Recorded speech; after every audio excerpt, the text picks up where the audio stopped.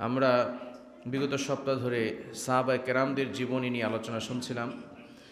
গত সপ্তাহে আমরা ওমর রাদিয়াল্লাহু তাআলা আনহুর শাসন আমল, তিনি কিভাবে শাসন করেছিলেন, কিভাবে তিনি রাষ্ট্র পরিচালনা করেছিলেন। ওমর ইবনুল খাত্তাব রাদিয়াল্লাহু তাআলা আনহুর পরে তৃতীয় খলিফা হচ্ছেন হযরত ওসমান রাদিয়াল্লাহু তাআলা আনহু। ওসমান রাদিয়াল্লাহু তাআলা আনহু জলিলুল কদর একজন সাহাবী ছিলেন। ওমর রাদিয়াল্লাহু তাআলা আনহু 24 হিজরিতে তিনি যখন ইন্তেকাল করেন, তখন হযরত ওসমান রাদিয়াল্লাহু তাআলা আনহু খলিফা নিযুক্ত হলেন। ওমর ইবনুল খাত্তাব রাদিয়াল্লাহু তাআলা আনহু 10 বছর 6 মাস অর্থাৎ 10.5 বছর তিনি তার শাসন ক্ষমতা পালন করেছেন, রাজত্ব করেছেন। তবে তিনি কখনও গরিবের হক নষ্ট করেন নাই। তিনি নিজে না খেয়ে গরিবের কাছে খাবার পৌঁছে দিয়েছেন, ঠিক কি না? 24 হিজরিতে ওমর ইবনুল খাত্তাব রাদিয়াল্লাহু তাআলা আনহু যেদিন মারা যাবে, যেই সময়, তার আগে আবু লু'লু মুগীরা ইবনে শুবা, এই সাহাবীর গোলাম, তার নাম ছিল আবু লু'লু আল মাজাসি। সে ছিল ইহুদি, কেউ কেউ বলেছে মূর্তি পূজক। সে ওমর ইবনুল খাত্তাব রাদিয়াল্লাহু তাআলা আনহুর কাছে সে বিচার দিয়েছে। কি বিচার? সে বলেছে, আমার মালিক মুগীরা ইবনে শুবা প্রতিদিন আমার কাছ থেকে 4 দিরহাম করে নেন। বলে, তুমি কি কাজ করো? বলে, আমি খঞ্জর বানাই, খঞ্জর, যেগুলো ছুরি, এগুলো আমি তৈরি করি। ওমর ইবনুল খাত্তাব রাদিয়াল্লাহু তাআলা আনহু বললেন, তুমি তো শ্রেষ্ঠ খঞ্জর বানানো লোক, তুমি খুব সুন্দর খঞ্জর বানাও এবং তোমার নাম মদিনার অলিতে গলিতে আছে, তুমি অনেক টাকা ইনকাম করো, তোমার মালিককে 4 দিরহাম বেশি হয় না, এটা ঠিকই আছে। তোমার মালিককে 4 দিরহামই দিবে। যদি তোমার মালিককে 4 দিরহামের কম দাও, তাহলে তার উপরে জুলুম হয়ে যাবে। ওমর রাদিয়াল্লাহু তাআলা আনহু কি জুলুম করতেন নাকি ইনসাফ কায়েম করেছিলেন? ওমর ইবনুল খাত্তাব রাদিয়াল্লাহু তাআলা আনহু আবু লু'লুকে ডাক দিয়ে বলে দিয়েছেন যে, তুমি তোমার মালিককে 4 দিরহামই দিবে, কেননা তুমি অনেক টাকা ইনকাম করো, 4 দিরহাম দিলে কোনো সমস্যা। আবু লু'লু আল মাজাসি এসে খেপে গেছে যে ওমর সবার পক্ষে রায় দেয়, ইনসাফ কায়েম করে, আর আমার পক্ষে রায় দিল না। এবার আমি একটা এমন খঞ্জর বানাবো যেই খঞ্জর দিয়ে আমি এই ওমরকে দুনিয়া থেকে বিদায় করব। আবু লু'লু আল মাজাসি সে খঞ্জর বানাতে লাগলো। ওমর ইবনুল খাত্তাব রাদিয়াল্লাহু তাআলা আনহু একদিন ফজরের সময় মসজিদে যাবেন নামাজ পড়াতে। এমন সময় আবু লু'লু আল মাজাসি মিম্বারের পিছনে গোপনে দাঁড়িয়ে রইল। ওমর ইবনুল খাত্তাব রাদিয়াল্লাহু তাআলা আনহু যখন চলে গেলেন মসজিদে, কেননা আগে যে নেতা ছিল সেই ইমাম ছিল, ঠিক কিনা? আর এখন যারা নেতা, তারা সূরা ফাতিহা শুদ্ধ করে পড়তে পারে না, ঠিক কিনা? নেতা তাকেই বানাবেন যে সূরা ফাতিহা শুদ্ধ করে পড়তে পারবে। ইমাম না থাকলে সে ইমাম হতে পারবে। আমরা নেতা তাকে বানাবো যে ইমাম হতে পারবে, ঠিক কিনা? ওমর ইবনুল খাত্তাব রাদিয়াল্লাহু তাআলা আনহু নেতাও ছিলেন, আবার ইমামও ছিলেন, খতিবও ছিলেন, ঠিক কিনা? ওমর ইবনুল খাত্তাব রাদিয়াল্লাহু তাআলা আনহু যখন ইমামতির জায়গায় দাঁড়ালেন, ফজরের প্রথম রাকাত শেষ, দ্বিতীয় রাকাতে এলো পাথারিভাবে সেই আবু লু'লু আল মাজাসি সেই খঞ্জর দিয়ে আঘাত করা শুরু করল। ওমর ইবনুল খাত্তাব রাদিয়াল্লাহু তাআলা আনহুর গলার নিচ থেকে শুরু করে পেটের নিচ পর্যন্ত প্রায় কয়েকটা আঘাত করেছে। ওমর ইবনুল খাত্তাব রাদিয়াল্লাহু তাআলা আনহু যখন আর সহ্য করতে পারলেন না, সাথে সাথে ওমর ইবনুল খাত্তাব রাদিয়াল্লাহু তাআলা আনহু সেখান থেকে বেহুশ হয়ে পড়ে গেলেন। আব্দুর রহমান ইবনে আউফকে তিনি বেহুশ হওয়ার আগে বলেছেন, তুমি ইমামতি করাও, আমি যে নামাজ শুরু করেছি সেই নামাজ শেষ করো। সুতরাং ইমাম সাহেবের যদি কোনো সমস্যা হয়, পিছনে যে থাকবে তাকেও ইমাম হওয়ার যোগ্যতা রাখার দরকার আছে না নাই? পিছনে যে থাকবে, ইমামের কোনো সমস্যা হলে সে যাতে করে নামাজ পড়াতে পারে সেই ব্যবস্থা করা দরকার আছে না নাই? ওমর ইবনুল খাত্তাব রাদিয়াল্লাহু তাআলা আনহু আব্দুর রহমান ইবনে আউফকে সামনে টান দিয়ে নিলেন, আর তিনি বেহুশ হয়ে পড়ে রইলেন। এমন সময় কিছু সাহাবী তারা সেই আবু লু'লু আল মাজাসিকে ধরার জন্য চেষ্টা করলো, কিন্তু সে তারপরও সবার দিকেই খঞ্জর দ্বারা আঘাত করতেছিল। শেষ পর্যন্ত তাকে ধরেছে, ধরার পরে সে নিজেই নিজের জানকে বিলীন করে দিয়েছে, কেননা সে জানে এখন মুসলমান আমাকে জীবিত রাখবে না, ঠিক কিনা? ওমর ইবনুল খাত্তাব রাদিয়াল্লাহু তাআলা আনহুকে মসজিদের বারান্দায় নিয়ে যাওয়া হলো। তার হুঁশ নাই, বেহুশ হয়ে গেছে। ওমর ইবনুল খাত্তাব রাদিয়াল্লাহু তাআলা আনহু যখন হুঁশ ফিরেছে, এমন সময় তিনি জিজ্ঞেস করেছেন, সর্বপ্রথম আমার কি অবস্থা সেটা জিজ্ঞেস করেন নাই। ওমরের কি অবস্থা নিজের জিজ্ঞেস করেন নাই। তিনি সর্বপ্রথম জিজ্ঞেস করেছে, আমার নেতৃত্বে যে নামাজ শুরু হয়েছিল সেই নামাজ কি শেষ হয়েছে? আল্লাহু আকবার। আমার নেতৃত্বে যে নামাজ শুরু করেছিলাম সেই নামাজ কি শেষ হয়েছে? সকলে বলল, ইয়া আমিরুল মুমিনিন, খলিফাতুল মুসলিমিন, আপনি টেনশন করবেন না, সেই নামাজ আমরা শেষ করেছি। ওমর ইবনুল খাত্তাব রাদিয়াল্লাহু তাআলা আনহু তিনি একটা নিঃশ্বাস নিলেন, শ্বাস প্রশ্বাস নিলেন যে না, ঠিক আছে, তোমরা নামাজ শেষ করেছো। এবার মদিনার বড় বড় ডাক্তারদেরকে নিয়ে আসা হয়েছে। ওমর ইবনুল খাত্তাব রাদিয়াল্লাহু তাআলা আনহুর চিকিৎসা শুরু হয়ে গেল। কিন্তু তাকে যখন ফলের রস খাওয়ানো হয়, দুধ খাওয়ানো হয়, এই রসগুলো যেখান থেকে ছিদ্র হয়ে গিয়েছিল সেই জায়গা দিয়ে বের হয়ে যাচ্ছিল। সাহাবায়ে কেরামদের ভিতরে কান্নার রোল পড়ে গেছে, আর মনে হয় আমিরুল মুমিনিন বাঁচবেন না, দুনিয়া থেকে বিদায় নেবেন। ডক্টররাও বলে দিয়েছেন যেহেতু দুধগুলো সব বের হয়ে যাচ্ছে, খাবার বের হয়ে যাচ্ছে, খাবার পেটে থাকতেছে না, চিকিৎসকরা বলে দিয়েছেন তিনি কিন্তু বেশি সময় থাকবেন। ওমর ইবনুল খাত্তাব রাদিয়াল্লাহু তাআলা আনহু যিনি ইনসাফ কায়েম করেছিলেন, সেই ওমর ইবনুল খাত্তাব রাদিয়াল্লাহু তাআলা আনহু তার মৃত্যুর শেষ লগ্নে মসজিদের বারান্দা, এখন তো টাইলসের যুগ, কার্পেটের যুগ, তখন তো টাইলস ছিল না, কার্পেট ছিল না, জমিনের উপরে কোনোভাবে তারা নামাজ পড়তেন। মসজিদ ছিল একেবারে শূন্য, কিন্তু মুসল্লিগুলো সব পাকা ছিল, ঠিক কিনা? এখন মসজিদ খুব পাকা, মুসল্লিরা খুব কাঁচা, ফজরে এক কাতারও হয় না। ওমর ইবনুল খাত্তাব রাদিয়াল্লাহু তাআলা আনহু তখন তিনি বুঝতে পেরেছেন যে আমাকে দুনিয়া থেকে চলে যেতে হবে। এমন সময় ওমর রাদিয়াল্লাহু তাআলা আনহু নিজের মুখটাকে জমিনের সাথে ঘষতেছেন আর বলতেছেন, ওয়াইলুল লাকা ইয়া ওমর, ওয়াইলুল লাকা ইয়া ওমর, ওমর তুমি ধ্বংস হও, এখন তো তোমাকে আল্লাহর কাছে চলে যেতে হবে। আল্লাহ যদি কোনো কারণে তোমাকে জিজ্ঞেস করে ওমর এই কাজটা কেন করেছো, আল্লাহর কাছে কি জবাব দিবে? ওমর ওয়াইলুল লাকা ইয়া ওমর, ওমর তুমি ধ্বংস হয়ে যাও। ওমর নিজেকে ধিক্কার জানাচ্ছেন যে জান্নাতের সুসংবাদপ্রাপ্ত সাহাবী, নবীজি সাল্লাল্লাহু আলাইহি ওয়াসাল্লাম তাকে জান্নাতের গ্যারান্টি দিয়েছেন, সার্টিফিকেট দিয়েছেন, তারপর মৃত্যুর সময় চোখের অশ্রু ঝরিয়েছে, মুখটাকে জমিনের সাথে খড় দিয়ে বলছেন, আল্লাহ আমাকে এই মৃত্যুর যে ভয়ঙ্কর ফিতনা সেখান থেকে আমাকে বাঁচাও, কবর আযাব থেকে আমাকে বাঁচাও। আর আমরা অনেকে 30 বছর 40 বছর হয়ে গেছে মৃত্যুর কথা এখনো স্মরণ করি না, ঠিক কিনা? কত বছর বাঁচবেন? দাড়িগুলো পেকে গিয়েছে, চুলগুলো সাদা হয়ে গেছে, আর কত বছর বাঁচবেন? আর কত বছর বাঁচতে চান? ওমর রাদিয়াল্লাহু তাআলা আনহুকে তো নবী সাল্লাল্লাহু আলাইহি ওয়াসাল্লাম জান্নাতের গ্যারান্টি দিয়েছেন, আমাকে আপনাকে কে জান্নাতের গ্যারান্টি দিল? কে বলেছে আপনি এখনো 30 বছর বাঁচবেন? কে বলেছে আপনি এখনো 40 বছর বাঁচবেন? ওমর রাদিয়াল্লাহু তাআলা যদি কবরের ভয়ে চোখ দিয়ে অশ্রু ঝরাতে পারেন, আমাদেরকেও সেই কবরের ভয় করা দরকার আছে না নাই? ওমর রাদিয়াল্লাহু তাআলা তিনি বুঝতে পারলেন আমাকে তো চলে যেতে হবে।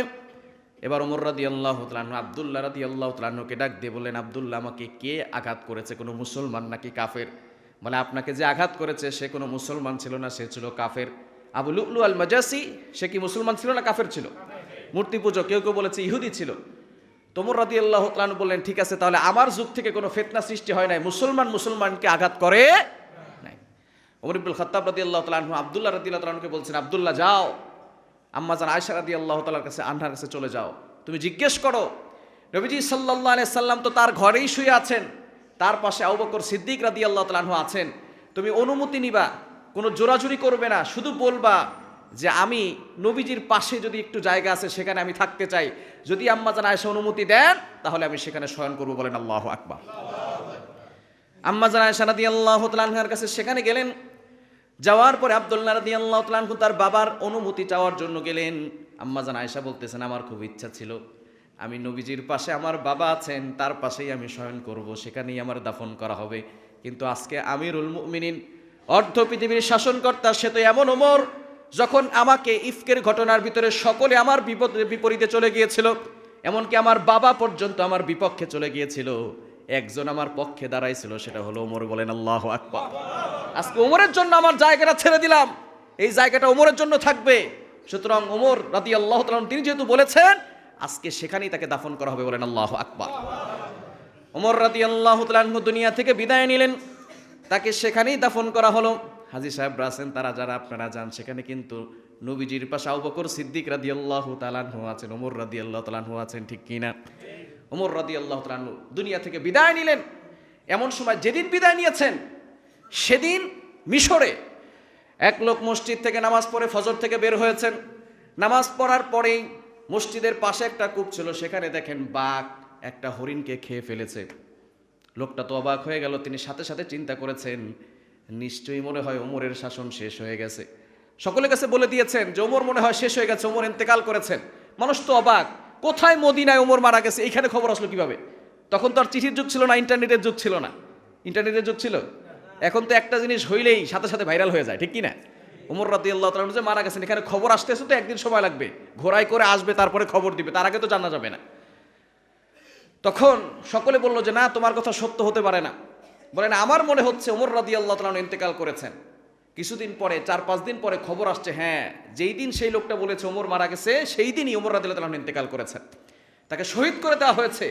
এবার তাকে সকলে মিলে ধরছে, কেন তুমি এই কথা বললে? বলে আমি এতদিন পর্যন্ত দেখেছি মসজিদ থেকে যখনই বের হই, মসজিদের এই কূপ থেকে হরিণ সমস্ত হরিণগুলো তার বাচ্চাদেরকে নিয়ে, বাঘ সিংহ সব একসাথে পানি খায়।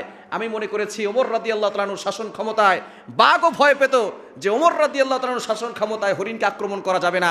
আজকে যেহেতু বাঘ হরিণকে আক্রমণ করেছে, ওমর রাদিয়াল্লাহু তাআলা আনহু দুনিয়া থেকে বিদায় করেছেন। বলেন আল্লাহু আকবার।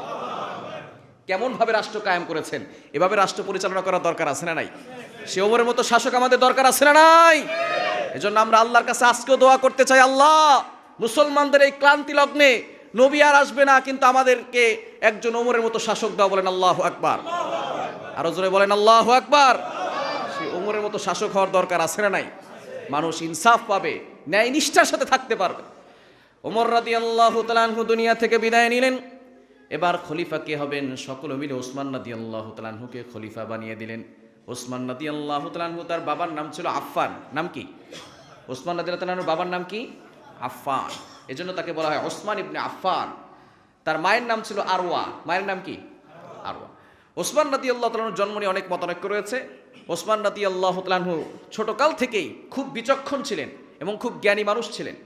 ওসমান রাদিয়াল্লাহু তাআলা আনহু ছোটকাল থেকেই ব্যবসা শুরু করেছেন। তিনি পড়ালেখার দিক দিয়ে খুব ভালো ছিলেন, ইতিহাস খুব ভালো জানতেন এবং কুরাইশ বংশের নসবনামা তিনি খুব ভালো জানতেন।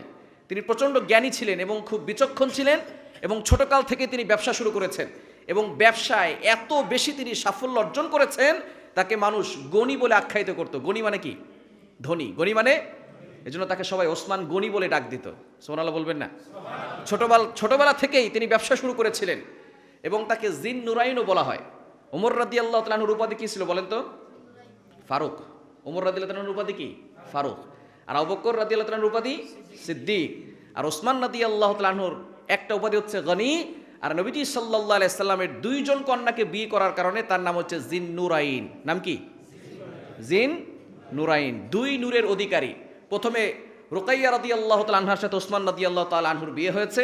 তিনি যখন ইন্তেকাল করেছেন তাবুক যুদ্ধের পরে, তখন উম্মে কুলসুম রাদিয়াল্লাহু তাআলা আনহার সাথেও ওসমান রাদিয়াল্লাহু তাআলা আনহার বিয়ে হয়েছে। অর্থাৎ দুইজন নবীজি সাল্লাল্লাহু আলাইহি সাল্লামের কন্যাকে তিনি বিয়ে করেছেন।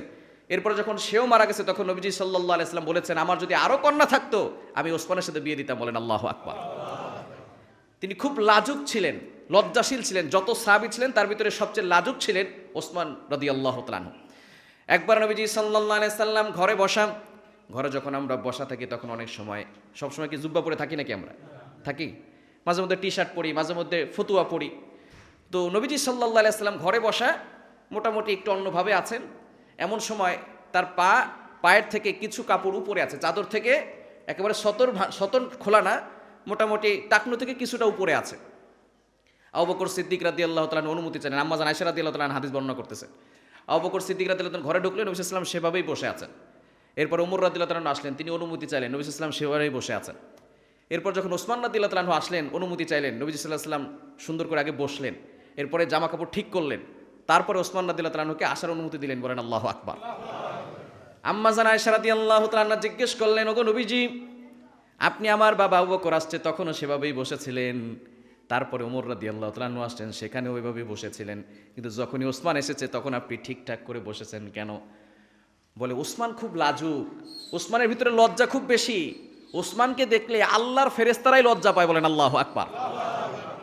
সুতরাং আমি তো ওসমানকে দেখে যদি এইভাবেই বসে থাকতাম তাহলে ওসমান লজ্জায় এখানে আর থাকতো না, এখান থেকে চলে যেত।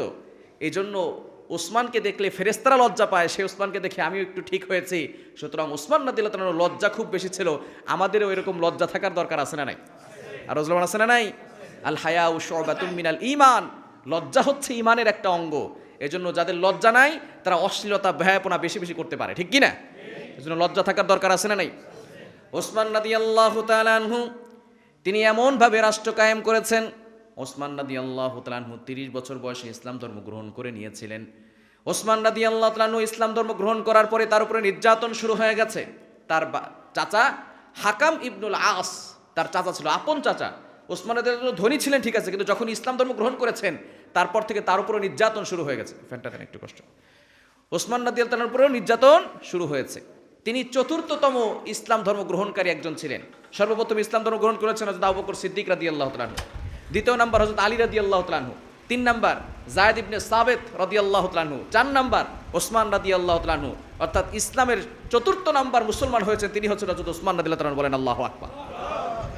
যখন ইসলাম ধর্ম গ্রহণ করেছেন তখনই তার উপরে নির্যাতন শুরু হয়ে গেছে। তার আপন চাচা তাকে এমনভাবে আঘাত করেছে, তার 2 হাত বেঁধে চাবুক দ্বারা আঘাত করতে করতে ওসমান রাদিয়াল্লাহু তাআলা আনহুর শরীর থেকে রক্ত পর্যন্ত বের হয়েছে। তারপর তিনি ঈমান কখনো ছেড়ে দেন। সুতরাং যখন আপনি ঈমান আনবেন, ঈমান আনার পরে আপনার উপরে অনেক ধরনের টর্চার আসবে, অনেক ধরনের বিপদ আসবে, আপনার পরিবারের লোকেরা আপনার উপরে আঘাত করতে চাইবে, ঠিক কিনা? কিন্তু এই খুবাইব রাদিয়াল্লাহু তাআলা আনহুমা, বেলাল রাদিয়াল্লাহু তাআলা আনহু, ওসমান রাদিয়াল্লাহু তাআলা আনহু সম্পদ থাকা সত্ত্বেও যে নির্যাতন সহ্য করেছেন, আমাদেরকেও ঈমানের উপরে যদি বিপদ আসে এরকম ঈমান হারা হওয়া যাবে না। অনেক ধরনের কষ্ট সহ্য করব, কিন্তু আমরা কখনো ঈমান ছাড়বো না, ঠিক কিনা? ঈমানের উপর অটল অবিচল থাকতে হবে ওসমান রাদিয়াল্লাহু তাআলা আনহুর মতো। ওসমান রাদিয়াল্লাহু তাআলা আনহু ঈমানের উপর অটল অবিচল ছিলেন। সুতরাং আমরাও যদি ঈমানের উপর অটল অবিচল থাকতে পারি, আল্লাহ পাক রব্বুল আলামিন ঘোষণা দিয়েছেন তোমাদের মৃত্যুর সময় আসমান থেকে ঝাঁকে ঝাঁকে ফেরেশতা এসে তোমাদেরকে জান্নাতের সুসংবাদ দিবে। বলেন সুবহানাল্লাহ, জোরে সোরে বলেন না সুবহানাল্লাহ। আল্লাহ নিজে বলছেন সূরা হামিম আস-সাজদার 30 নম্বর আয়াত, রব্বুল আলামিন বলেন ইন্নাল্লাযীনা ক্বালু রাব্বুনাল্লাহু সুম্মা ইসতাকামু তাতানাজ্জালু আলাইহিমুল মালায়েকা আল্লা তাখাফু ওয়া লা তাহজানু ওয়া আবশিরু বিল জান্নাতিল্লাতী কুনতুম তুআদুন। নিশ্চয় যারা বলবে ক্বালু রাব্বুনাল্লাহ, আমাদের রব হলেন একজন, তিনি কে? আরো জোরে বলেন, তিনি কে? আমাদের রব হচ্ছেন একজন, তিনি হচ্ছেন আল্লাহ। এরকম ঈমান যারা আনবে, সুম্মা ইসতাকামু, তারপরে তার উপর অটল থাকবে, অবিচল থাকবে, আল্লাহ পাক রব্বুল আলামিন বলছেন তাদের মৃত্যুর সময় ফেরেশতারা আল্লাহ তাখাফু ওয়া লা তাহজানু তাতানাজ্জালু আলাইহিমুল মালায়েকা, ফেরেশতারা অবতরণ করে তারা বলবে আল্লাহ তাখাফু, তোমার কোনো ভয় নাই, ওয়া লা তাহজানু, তুমি চিন্তিত হয়ো না, আবশিরু বিল জান্নাহ, মৃত্যুর সাথে সাথে আল্লাহ তোমাকে জান্নাত দিবে। বলেন সুবহানাল্লাহ। তো ঈমানের উপর অটল অবিচল থাকার দরকার আছে না নাই? আরো জোরে আছে না নাই? আপনি যখন ঈমানদার হবেন, আপনার উপরে জুলুম আসবে, নির্যাতন আসবে, আপনার এলাকার লোকরা আপনার উপরে আঘাত করতে চাইবে, কিন্তু মনে রাখবেন সকল শক্তির মালিক একজন, তিনি কে? আরো জোরে বলেন, তিনি কে? বাবরি মসজিদ, ঐতিহ্যবাহী যে মসজিদ, সেই মসজিদ ভেঙে দিয়েছিল, সেই মসজিদ আল্লাহ পাক রব্বুল আলামিন আবারও নির্মাণ করাবেন। বলেন আল্লাহু আকবার। জোরে সোরে বলেন না আল্লাহু আকবার। তারা বাবরি মসজিদ ভেঙে দিয়ে মনে করেছিল মনে হয় ইসলামকে নিস্তব্ধ করে দেওয়া যাবে, ইসলামকে ফু দিয়ে উড়িয়ে দেওয়া যাবে, কোরআনের বাতিকে নিভিয়ে দেওয়া যাবে। আল্লাহর কসম করে বলতে পারি, বাবরি মসজিদ ভাঙার দ্বারা মুসলমানদের ঈমান কমে নাই, মুসলমানদের ঈমান আরো শক্তিশালী হয়েছে, ঠিক কিনা বলেন? সে মুসলমানদের ঈমান এতটা শক্তিশালী হয়েছে, 300 কোটি টাকা বাজেট করেছিল, মুসলমানরা এমনভাবে অনুদান করেছে 500+ কোটি টাকা তাদের ফান্ডে জমা হয়ে গেছে। বলেন আল্লাহু আকবার। আমরা বলতে চাই, বাংলাদেশ থেকে যদি টাকার প্রয়োজন হয়, ভারতের অলিতে গলিতে এমনভাবে টাকা দান করব, ভারতের প্রত্যেকটা অলিতে গলিতে বাবরি মসজিদ তৈরি হবে, ঠিক কিনা বলেন? তারা চিন্তা করেছিল বাবরি মসজিদ ভেঙে দিয়ে মুসলমানদের ঈমানটাকে কমিয়ে ফেলবে। তারা কি ঈমান শক্তিশালী থেকে কমাতে পারবে? এজন্য আমাদের ঈমানকে শক্তিশালী করা দরকার আছে না নাই? আরো জোরে আছে না নাই?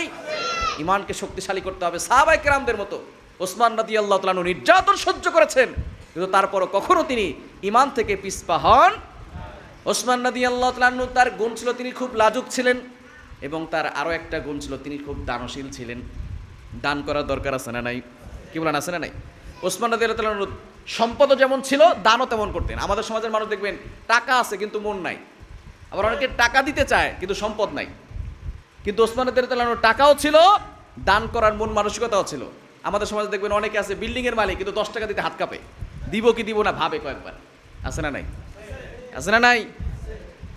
ওসমান রাদিয়াল্লাহু তাআলা সম্পদ আল্লাহ দিয়েছিলেন, তিনি সম্পদ থেকে প্রচুর পরিমাণে খরচ করতেন। ওসমান রাদিয়াল্লাহু তাআলা যখন মদিনায় চলে গেলেন, মসজিদে নববীর কাজ হবে, এমন সময় মসজিদে নববীতে মানুষ দলে দলে ইসলাম কবুল করতেছেন। মদিনায় যাওয়ার পরে ইসলামের প্রচার প্রসার বাড়তেছে, মুসলমান হচ্ছে অনেক মানুষ, কিন্তু এখন দেখা যায় মসজিদে লোক ধরে না।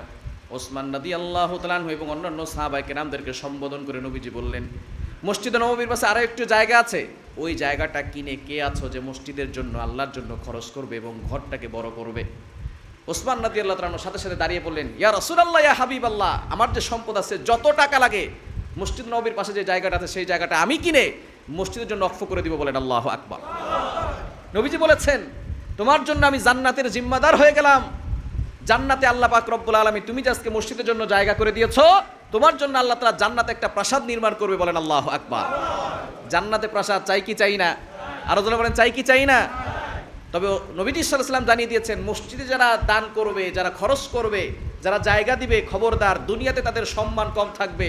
দুনিয়াতে মসজিদ বানানোর পরে দুনিয়াতে মসজিদের ভিতরে বসে বাড়াবাড়ি করবা, মাতবরি করবা, এরকম কোনো কিছু চলবে না। আখিরাতে তুমি জান্নাত পাবা, তবে দুনিয়াতে কোনো মাতবরি চলবে না। মসজিদে একমাত্র কার আইন চলবে? আর বলেন, কার আইন চলবে? আল্লাহর আইন চলতে হবে, ঠিক কি না? ওসমান রাদিয়াল্লাহু তাআলা আনহু সেখানে ধন সম্পদ দান করে দিয়েছেন। তিনি সেই জায়গাটা কিনে মসজিদ নববীর জন্য তিনি মসজিদটাকে বড় করেছেন, যাতে করে মুসলমানদের নামাজ পড়তে কোনো অসুবিধা না হয়। যখন নবীজি সাল্লাল্লাহু আলাইহি ওয়াসাল্লাম মদিনায় গেলেন, আস্তে আস্তে পানির সংকট দেখা দিল। একটা বীরে রুমা নামে একটা কূপ ছিল, এই কূপটা ছাড়া অন্য কোনো মিষ্ট পানি ছিল না। সেখানে মিষ্ট পানির খুব প্রয়োজন ছিল, যেহেতু মরুভূমির জায়গা, মরুভূমির এলাকা, পানি না থাকলে তো মানুষ কষ্টে পড়ে যাবে। তবে ওই কূপটা ছিল এক ইহুদির। ইহুদি আবার খুব ফাজিল ছিল। সে চিন্তা করছে, যেহেতু মুসলমানরা এবং অন্যান্য যারা আছে তারাও এই কূপ থেকে পানি খায়, আস্তে আস্তে দিন দিন পানির টাকা আরও বাড়িয়ে দিচ্ছিল, যে পানি নিতে হলে এত টাকা বেশি দিতে হবে। এবার মানুষ পড়েছিল কঠিন বিপদে, যে এত টাকা দিয়ে পানি খেলে কিভাবে বাঁচবো। তখন তো মুসলমানদের হালতও খুব সংকীর্ণ ছিল। নবীজি সাল্লাল্লাহু আলাইহি সাল্লাম জানিয়ে দিলেন, কে আছো যে এই কূপটা মুসলমানদের জন্য কিনে দিবে? যে কিনে দিবে, আমি নবীজি জিম্মাদার হলাম, তার জন্য জান্নাতে একটা প্রবাহিত ঝর্ণা প্রবাহিত হতে থাকবে। আমি নবীজি নিজে জিম্মাদার হয়ে গেলাম, বলেন সুবহানাল্লাহ। ওসমান রাদিয়াল্লাহু তাআলা আনহু তিনি ওই ইহুদির কাছে গেলেন। ইহুদিকে বললেন, তোমার যত টাকা লাগে তত টাকা দিব, এই কূপটা আমাকে দিয়ে দাও। কিন্তু ইহুদি খুব পাজি, সে বলতেছে, না, এই কূপ দেওয়া যাবে না, কেননা কূপ দিয়ে আমার ব্যবসা, এই কূপ দিয়েই আমার ব্যবসা, এখানে পানি আস্তে আস্তে আরও দাম বাড়বে, আমার আরও ব্যবসা ভালো হবে। কিন্তু ওসমান রাদিয়াল্লাহু তাআলা আরও বিচক্ষণ ছিলেন, তিনি যেহেতু বিজনেসম্যান ছিলেন, তিনি বিচক্ষণও ছিলেন। তিনি বলছেন, ঠিক আছে, তুমি আমাকে যেহেতু পুরাটা কূপ দিবা না, অর্ধেক কূপ দাও, অর্ধেক আমার কাছে বিক্রি করে ফেলো, অর্ধেক তুমি রাখো। কূপ আবার অর্ধেক কীভাবে নিবে? বলে, ঠিক আছে, কূপ অর্ধেক কীভাবে নিব? একদিন আমি পানি নিব, একদিন তুমি পানি নিবা। সুবহানাল্লাহ বলতে পারলেন না? অর্ধেক কূপ আমার কাছে বিক্রি করে দাও, একদিন কি করবো, আমি পানি নিব, আর একদিন তুমি পানি নিবা। এবার ইহুদি বলতে, তাহলে তো ঠিক আছে, তাহলে তো ব্যবসা তো ঠিকই থাকবে, কূপ আমারও থাকবে, ব্যবসাও করতে পারবো, আবার কিছু টাকা লাভও হবে। ওসমান রাদিয়াল্লাহু তাআলা কিছু টাকা দিয়ে দিলেন, অর্ধেক কূপ তার। এবার ওসমান রাদিয়াল্লাহু তাআলা ঘোষণা করে দিলেন, যেদিন আমার ভাগের পালা সেদিন তোমরা 2 দিনের পানি নিয়ে যাবা। কয় দিনের পানি? 2 দিনের পানি নিয়ে যাবা।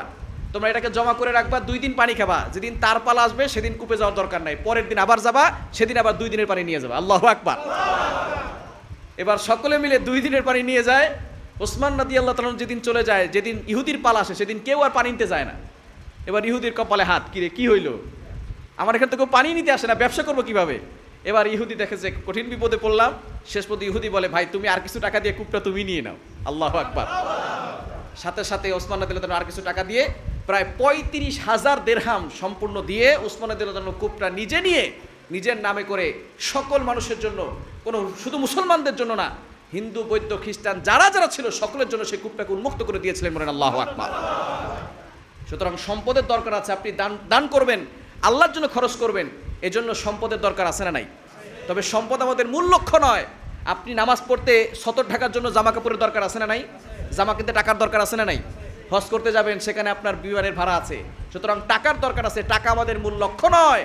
টাকা দিব আমরা এই জন্য, আল্লাহর কাছে চাইবো এই জন্য, যাতে করে আমরা দান করতে পারি, আল্লাহর জন্য খরচ করতে পারি, ঠিক কিনা? ওসমান রাদিয়াল্লাহু তাআলা এভাবে দান করতেন। একবার নবীজি সাল্লাল্লাহু আলাইহি সাল্লামের জামানায় দুর্ভিক্ষ চলে আসলো, মানুষের খাবার আস্তে আস্তে সংকীর্ণ হতে যেতে লাগলো। এমন সময় ব্যবসায়ী যারা আছে তারা খাবারের মূল্য বাড়িয়ে দিল। যখন দেখবেন দুর্ভিক্ষ আসে, তখন ব্যবসায়ীরা বাটপারি করে আবারও ব্যবসার পণ্যগুলোর দাম বাড়ায় দেয়। এখনও আছে না নাই? তো তখন দুর্ভিক্ষ চলে আসছে, আর ব্যবসায়ী যারা আছে তারা সকলে খাবারের মান আরও বাড়ায় দিয়েছে, 2 গুণ 3 গুণ বাড়িয়ে দিয়েছে। মানুষের কাছে টাকারও সংকীর্ণ, আবার খাদ্যেরও সংকীর্ণতা, তখন মানুষ কঠিন বিপদে পড়ে গেছে। এমন সময় যারাই মদিনায় তাদের ব্যবসায়িক কাফেলাগুলো আসে, তাদের কাছ থেকে 2 গুণ 3 গুণ দামে কিনে ব্যবসায়ীরা সেই খাবারগুলো কিনে নেয়, তারপরে তারা আবার ডবল দামে বিক্রি করে। এমন সময় ওসমান রাদিয়াল্লাহু তাআলা আনহুর অন্য দেশ থেকে 1000 উটের একটা খাবারের কাফেলা মদিনার ভিতরে প্রবেশ করছে। সাথে সাথে সকল ব্যবসায়ীরা তার কাছে গেছে, যাই বলতেছে, ওসমান, আপনার তো অনেকগুলো সম্পদ এসেছে, 1000 উটের খাদ্য বাহিনী নিয়ে সম্পদ এসেছে, আপনি যদি চান আমরা আপনাকে 2 গুণ মূল্য দিয়ে এই সম্পদ কিনে নিব। ওসমান রাদিয়াল্লাহু তাআলা বলেন, আরও বাড়াইতে হবে। এবার বলে, তাহলে 3 গুণ দিব। বলেন, আরও বাড়াইতে হবে। বলে 4 গুণ দিব। বলে না আরও বাড়াইতে হবে। বলে না এত যদি দিয়ে বাড়াই সম্পদ কিনি তাহলে আমরা বিক্রি করবো কিভাবে? বলে তোমরা 1 গুণ 2 গুণ বাড়াচ্ছ, আমার সাথে একজনের চুক্তি হয়েছে তিনি আমাকে 700 গুণ দিবেন। বলেন আল্লাহু আকবার। কত গুণ? কত গুণ? আমার সাথে একজনের চুক্তি হয়েছে, যিনি বলেছেন আমাকে 700 গুণ দিবেন। তিনি কোরআনের আয়াত পড়ে শোনালেন, 3 নম্বর পারা 3 নম্বর পৃষ্ঠার 5-6 নম্বর লাইন, সূরা বাকারার 162 নম্বর আয়াত। মাসালুল্লাযীনা ইউনফিকুনা আমওয়ালাহুম ফী সাবিলিল্লাহ কামাসালি হাববাতিন আনবাতাত সাবআ সানাবিলা ফী কুল্লি সুমবুলাতিন মিআতু হাব্বা। যখন কোনো বান্দা দান করে, প্রথমে তো আল্লাহ তাআলা 10 দিয়ে শুরু করেন। 1 টাকা দিলেই 10 গুণ বেশি সওয়াব, ঠিক কিনা? মান জাআ বিল হাসানাতি ফালাহু আশরু আমসালিহা। ভালো একটা কাজ করলে 10 গুণ বেশি সওয়াব। আল্লাহ তো 10 দিয়ে শুরু করেন। তবে এই আয়াতে আল্লাহ তাআলা জানিয়ে দিয়েছেন যে ব্যক্তি 1 টাকা দান করবে আল্লাহ তাআলা সেটাকে 700 গুণ বাড়াবে। বলেন সুবহানাল্লাহ। বলেন না সুবহানাল্লাহ। কেননা আল্লাহ পাক রব্বুল আলামিন এখানে উদাহরণ দিয়েছেন, যখন আপনি একটা বীজ বপন করবেন সেখান থেকে 7টা শীষ জন্ম নেবে। প্রতিটি শীষে যদি 100 করে দানা হয় তাহলে মোট কত হবে? 700। আল্লাহ তাআলা উদাহরণ দিয়ে বলছেন আপনি যখন 1 টাকা দান করবেন সেটাকে আল্লাহ তাআলা বাড়াতে বাড়াতে 700 গুণ বৃদ্ধি করবেন। ওসমান রাদিয়াল্লাহু তাআলা আনহু বললেন, আমি তোমাদের সাথে চুক্তি করতে চাই না, তোমরা তো 1 গুণ দিবে, 2 গুণ দিবে, 5 গুণ দিবে, কিন্তু আমার চুক্তি হয়েছে আল্লাহর সাথে, আমি 700 গুণ নিতে চাই। আমার এই সকল খাবার আমি মদিনার মানুষের জন্য দান করে দিলাম। বলেন আল্লাহু আকবার। এজন্য এরকম দান করা দরকার আছে না নাই? আর রজলমান আছে না নাই? ওসমান রাদিয়াল্লাহু তাআলা এইভাবেই দান করতেন। সম্পদও ছিল, তিনি দানও করতেন। এই দান করার কারণে আল্লাহ তাআলা তার সম্পদ আরো বাড়িয়ে দিয়েছেন। অনেকে মনে করে দান করলে কিপটামি করে, যে দান করলে তো মনে হয় কমে যাবে। আল্লাহ নিজে বলছেন ইয়ামহাকুল্লাহুর রিবা ওয়া ইউরবিস সাদাকাত। দান করলে আল্লাহ তাআলা সম্পদ আরো বাড়ায় দেন। যারা দান করবে, আপনি মনে করতেছেন যে আমার টাকা কমে যাচ্ছে, কিন্তু আপনার টাকা কমে যাচ্ছে না, ওই টাকা যেটা আছে সেটার ভিতরে আল্লাহ তাআলা এমন বরকত দিবে, মানুষ 1 লক্ষ টাকায় যে উপকার পাবে না, আপনি 50,000 টাকায় তার থেকে বেশি উপকার পাবেন। সুবহানাল্লাহ বলতে পারলেন না? এর জন্য দান করার দরকার আছে না নাই? ওসমান রাদিয়াল্লাহু তাআলা আনহু এত সম্পদ হয়েছিল, শেষ পর্যন্ত তিনি নবীজির কাছে অভিযোগ করেছেন, ইয়া রাসূলুল্লাহ আপনি একটু বলেন না সম্পদ কিভাবে কমবে? সুবহানাল্লাহ বললেন না? সম্পদ কিভাবে কমবে একটু বলেন। নবীজি সাল্লাল্লাহু আলাইহি সাল্লাম বলেন, ওসমান তুমি যাও, উটের উপরে খাবার খাবে। ওসমান রাদিয়াল্লাহু তাআলা আনহু উটের উপরে খাবার খেতেন। এবার কিছুদিন পর আবার বলতেছেন, ইয়া রাসূলুল্লাহ ইয়া হাবিবাল্লাহ আমি তো উটের উপরে খাবার খেলাম কিন্তু সম্পদ কমে নাই, আরো বাড়ছে। নবীজি বলতেছেন, উটের উপরে খাবার খাওয়ার সময় যদি কোনো খাবার পড়ে যায় তখন তুমি কি করো? ওসমান রাদিয়াল্লাহু তাআলা আনহু বললেন, আমি নিচে নেমে খাবার উঠিয়ে তারপরে খাই। এত বড় সম্পদশালী, অপচয় করতেন না। কিন্তু আমাদের সমাজে মধ্যবিত্ত লোক ঘরে একবেলা খাইলে আরেকবার খাইতে পারে না, সেও দেখা যায় ভাত অপচয় করে। আছে না নেই? রেস্টুরেন্টে যাওয়ার পরে একটু খাওয়ার পরে স্মার্টগিরি দেখায়, ভদ্রতা দেখায়, কিছু না রেখে গেলে কেমন হয়? কত মানুষ না খেয়ে আছে, পথ শিশুরা, আর আপনি রেস্টুরেন্টে গিয়ে খাবার অপচয় করেন। যারা রিজিকের মূল্যায়ন করতে জানে না, আল্লাহ তাদেরকে রিজিক দেন। ওসমান রাদিয়াল্লাহু তাআলা রিজিকের মূল্যায়ন করতেন, অপচয় করতেন না, আর দান করতেন। এই 2টা কারণে আল্লাহ পাক রব্বুল আলামিন ওসমান রাদিয়াল্লাহু তাআলা আনহুকে সম্পদশালী বানিয়ে দিয়েছেন।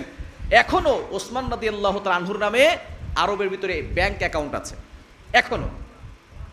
সুবহানাল্লাহ বলবেন না? এখনো তার নামে অ্যাকাউন্ট আছে। ওসমান রাদিয়াল্লাহু তাআলা যখন এই যে বীরে রুমা এই কূপটা যখন কিনেছিলেন, তার আশেপাশে অনেকগুলো জায়গা কিনেছিলেন। এই জায়গা কেনার পরে এখানে তিনি খেজুর গাছ লাগিয়েছিলেন, কেননা তখন খেজুর গাছের যুগ ছিল এবং খেজুর গাছই বেশি হয় ওইদিকে, ঠিক কিনা? ওসমান রাদিয়াল্লাহু তাআলা খেজুর গাছ লাগিয়েছেন।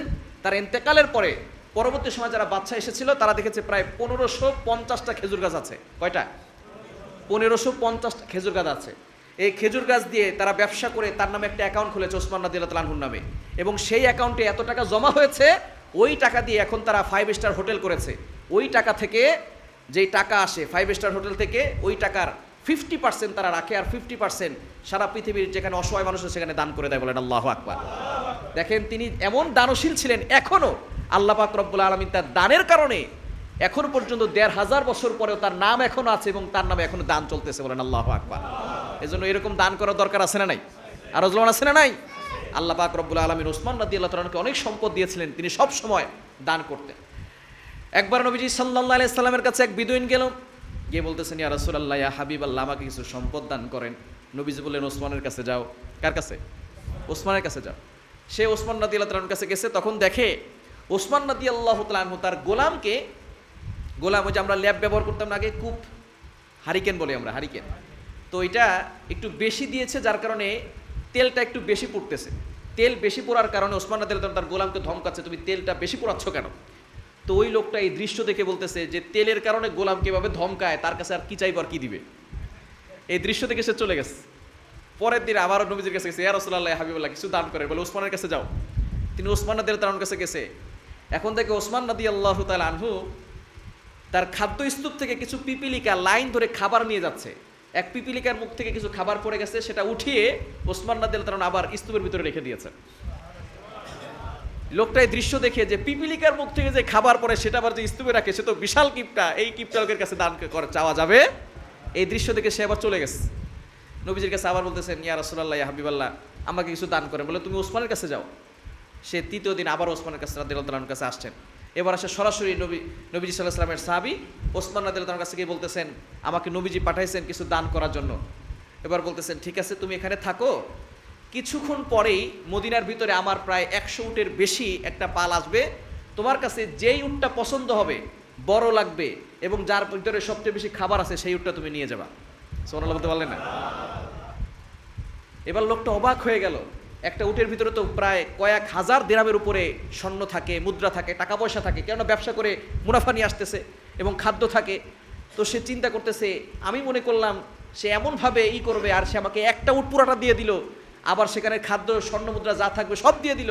তাকে জিজ্ঞেস করলো যে আপনি প্রথম দিন দেখলাম গোলামকে ধমকাচ্ছেন, এটা কেন? আর দ্বিতীয় দিন দেখলাম খাবার স্তূপ থেকে পিপিলিকা খাবার নিচ্ছে, সেখান থেকে সেই খাবার উঠে আবার স্তূপে রাখছেন। তিনি বলতেছেন এটা হচ্ছে অপচয়, গোলাম অপচয় করছে, এজন্য গোলামকে ধমকাচ্ছে, কেননা অপচয়কারীকে আল্লাহ পছন্দ করেন, এজন্য আমি অপচয় করতে পছন্দ করি না। এবং খাবার স্তূপ থেকে যে খাবার পড়ে যাচ্ছে সেটা অপচয় হচ্ছে, সেটা আমি আবার সেখানে রেখে দিচ্ছি যাতে করে পিপিলিকার আবার সুন্দর করে নিয়ে যেতে পারে, সুতরাং এই জন্য আমি অপচয় করি নাই। ওসমান রাদিয়াল্লাহু তাআলা আনহু সেদিন একটা কথা বলেছিলেন। তিনি ওই লোকটাকে বলেছিলেন যে আমি যে তোমাকে দান করছি এটার হিসাব আল্লাহ তাআলা কড়াই গন্ডায় আমাকে দিবেন। কড়াই গন্ডায় কি করবেন? আমাকে দিবেন। আমি যেটা দুনিয়াতে খরচ করছি এটার হিসাব আমাকে দিতে হবে, কিন্তু আমি যেটা দান করছি সেটা কিয়ামতের ময়দানে আল্লাহ হিসাব করে করে আমাকে দিবেন। বলেন আল্লাহু আকবার। আপনি যেটা দুনিয়াতে খরচ করছেন এটার হিসাব আপনাকেই দিতে হবে, কিন্তু আপনি যেটা দান করতেছেন এটার হিসাব আল্লাহ তাআলা কড়াই গন্ডায় আপনাকে বুঝিয়ে তারপরে জান্নাত দিবেন। বলেন সুবহানাল্লাহ। কিছুক্ষণ পরেই 100 উটের বেশি কাফেলা যখন চলে আসলো মদিনার ভিতরে, তখন ওসমান রাদিয়াল্লাহু তাআলা আনহুর কাছে যেই লোকটা আসছে সেই লোকটা চিন্তা করতেছে সামনের যে উটটা সেই উটটা বেশি বড়, সেই উটটা যদি নিতে পারে তাহলে আমার জন্য বেশি উপকার হবে। এখন উটের একটা নিয়ম হচ্ছে, সামনের যে উটটা থাকে সেই উটটা হচ্ছে রাহবার উট, অর্থাৎ পথ প্রদর্শক উট। এই উট যেদিকে যাবে পিছনের সব উট সেদিকে যাবে, এটা হচ্ছে উটের একটা চলার নিয়ম। তো রাহবার উট সে যদি যেখানে যাবে সেখানেই কি পিছনের উটগুলো চলতে থাকবে। এবার সেই লোকটা পছন্দ করছে প্রথম উটটা, রাহবার উটটা। এবার ওসমান রাদিয়াল্লাহু বলে, ঠিক আছে তাহলে তুমি প্রথম উটটাই নিয়ে যাও। প্রথম উটটা নিয়ে যখন রওনা দিয়েছে দেখে পিছনের সব উট তার পিছনে পিছনে যায়। ওসমান রাদিয়াল্লাহু বললেন, যেহেতু এই উট তোমার পিছনে যাচ্ছে এই সকল উট তোমাকে দান করে দিলাম। বলেন আল্লাহু আকবার। দানশীল কেমন ছিলেন? আমরা তো অনেকভাবে উদাহরণ দিই, অমুক দানশীল ছিলেন, অমুক এই করছেন, অমুক সেই করছেন। যদি দানশীলের কথা আসে তাহলে সবচেয়ে বেশি ওসমান রাদিয়াল্লাহু তাআলাকে আল্লাহ সম্পদ দিয়েছিলেন, তিনি দানও করেছিলেন। এরকম দান আমাদের করা দরকার আছে না নাই? আর ওজলাম আছে না নাই? ওসমান রাদিয়াল্লাহু তাআলা লাজুক ছিলেন, তিনি দান করতেন, ইনসাফকার ছিলেন। ওসমান রাদিয়াল্লাহু তাআলা প্রায় 12 বছর শাসন করেছেন। কত বছর? 12 বছর ধরে তিনি শাসন করেছেন। এই শেষ সময় এসে আব্দুল্লাহ ইবনে সাবা, তিনি ছিল মুনাফিক। নাম কি? আব্দুল্লাহ ইবনে সাবা, সে ছিল মুনাফিক। সে কিছু মুসলমানদেরকে জড়ো করে ওসমান রাদিয়াল্লাহু তাআলার শাসনামলে তিনি কোরআন শরীফ লিপিবদ্ধ করেছেন। এখন যে আমরা কোরআন শরীফ পড়তে পারতেছি, ওসমান রাদিয়াল্লাহু তাআলা সেটা করেছিলেন। ওমর রাদিয়াল্লাহু তাআলা থেকে শুরু হয়েছে, তবে এটা পরিপূর্ণভাবে ওসমান রাদিয়াল্লাহু তাআলার জামা থেকে আমরা প্রকাশিত হয়েছে। আমরা এখন সেই কোরআন পড়তে পারছি। ওসমান রাদিয়াল্লাহু তাআলা আনহুর খেলাফতকালে অনেক মানুষ ইসলামের ভিতরে চলে আসছিল। তখন কিছু মুনাফিক মার্কা লোকও ইসলামের ভিতরে ঢুকেছিল, যারা নামধারী মুসলমান কিন্তু পাক্কা মুনাফিক। এরকম কিছু লোক আছে না নাই? আব্দুল্লাহ ইবনে সাবা কিছু মানুষদেরকে জড়ো করে ওসমান রাদিয়াল্লাহু তাআলা আনহুর বিরুদ্ধে চলে গেল। তারা বলল যে আমরা এবার খলিফা ওসমানকে দেখতে চাই না, আলীকে দেখতে চাই। মানুষকে ভালোবাসতে হবে, তবে ভালোবাসা যাতে করে বেশি গভীরে না চলে যায়, মুসলমানদের ভিতরে ফিতনা সৃষ্টি করার জন্য।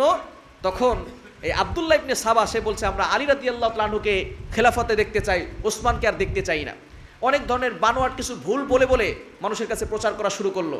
ওসমান রাদিয়াল্লাহু তাআলা আনহু তিনি তখন চিন্তায় পড়ে গেলেন কি করা যায়। তবে নবীজি সাল্লাল্লাহু আলাইহি ওয়াসাল্লাম বলেছেন, ওসমান তোমাকে একটা জামা পরিধান করিয়ে দেওয়া হবে, এই জামা অনেকে টানা হেসরা করে ছিঁড়তে চাইবে, তুমি জীবিত থাকা অবস্থায় এই জামা কখনো খুলবা না। অর্থাৎ তোমাকে খেলাফত দেওয়া হবে, অনেক মানুষ তোমার খেলাফতকে ছিন্ন ভিন্ন করতে চাইবে, কিন্তু তুমি জীবিত থাকা অবস্থায় এই খেলাফতের বস্তা থেকে কখনো নামবে। নবী সাল্লাল্লাহু আলাইহি ওয়াসাল্লাম এটা আগেই বলে দিয়ে গেছেন ওসমান রাদিয়াল্লাহু তাআলা আনহুকে। তিনি বুঝতে পেরেছেন এবং ওসমান রাদিয়াল্লাহু তাআলা বুঝিয়েছিলেন যে ওমর রাদিয়াল্লাহু তাআলা আনহু হচ্ছেন শেষ, তারপরের থেকে ফিতনা শুরু হয়ে যায় মুসলমানদের ভিতরে। ওমর রাদিয়াল্লাহু তাআলা আনহু থাকা পর্যন্ত কোনো ফিতনা শুরু হয় নাই, ওসমান রাদিয়াল্লাহু তাআলা আনহু থেকেই আস্তে আস্তে করে ফিতনা শুরু হয়ে গেছে। এই ফিতনাটা কেন হয়েছিল? ওসমান রাদিয়াল্লাহু তাআলা আনহুর কাছে নবী সাল্লাল্লাহু আলাইহি ওয়াসাল্লামের একটা আংটি ছিল, যেখানে লেখা ছিল মুহাম্মাদুর রাসূলুল্লাহ। কি ছিল? এটা সিল মেরে সবার কাছে দিতেন। এই আংটিটা আবু বকর সিদ্দিক রাদিয়াল্লাহু তাআলা আনহুর কাছেও ছিল, এই আংটিটা ওমর রাদিয়াল্লাহু তাআলা আনহুর কাছেও ছিল। এই আংটিটা ওসমান রাদিয়াল্লাহু তাআলা আনহুর জমানায় হারিয়ে গিয়েছিল, কূপের ভিতরে পড়ে গিয়েছিল। অনেক চেষ্টা করার পরেও সেই আংটিটা আর খুঁজে পাওয়া যায়নি। যার কাছে সেই আংটিটা ছিল সেই সাহাবী আংটিটা ওসমান রাদিয়াল্লাহু তাআলা আনহুর কাছে দিতে গিয়ে আংটিটা কূপের মধ্যে পড়ে যায়। এখান থেকে ফিতনা শুরু হয়েছিল। এই ফিতনা এখনো পর্যন্ত আছে, এখন আমরা খেলাফতের কাছে আর যেতে পারি নাই, ঠিক কি না? মুসলমানদের সেই খেলাফত এত সুন্দরভাবে চলছিল, মুসলমানদের ভিতরে ষড়যন্ত্র শুরু হয়ে গেছে। ওসমান রাদিয়াল্লাহু তাআলা আনহুকে আব্দুল্লাহ ইবনে সাবা যখন হজের মৌসুম এসেছে, তখন সকলে হজ করতে মক্কায় চলে গেছে। এদিকে আব্দুল্লাহ ইবনে সাবার কয়েকজন মিলে ওসমান রাদিয়াল্লাহু তাআলা আনহুকে তার বাড়িটাকে বদ্ধ করে রেখেছে, তাকে এমনভাবে আটকে রেখেছিল কয়েকদিন ধরে। ওসমান রাদিয়াল্লাহু তাআলা আনহু পানি তৃষ্ণায় বিভোর ছিল। তখন ওসমান রাদিয়াল্লাহু তাআলা আনহু এই মদিনার সকল মানুষকে ডাক দিয়ে বলেছিল, ও মদিনার মানুষরা, তোমাদের জন্য আমি ওসমান কূপ কিনে দিয়েছিলাম, আজকে সেই কূপের পানি আমার জন্য হারাম করে দিলা, তোমাদের সকলকে আল্লাহর কাছে জবাবদিহি করতে হবে। আব্দুল্লাহ ইবনে সাবা মুনাফিক মার্কা মুসলমান যখন হজের সময় চলে আসলো, সকলে চলে গেছে। আব্দুল্লাহ ইবনে সাবা আরও কয়েকজন মিলে ওসমান রাদিয়াল্লাহু তাআলা আনহু দেয়াল টপকে ঘরে ঢুকে ওসমান রাদিয়াল্লাহু তাআলা আনহুকে দুনিয়া থেকে বিদায় করে দিয়েছেন। তখন তিনি কোরআন পড়তেছিলেন, রোজা অবস্থায় ছিলেন।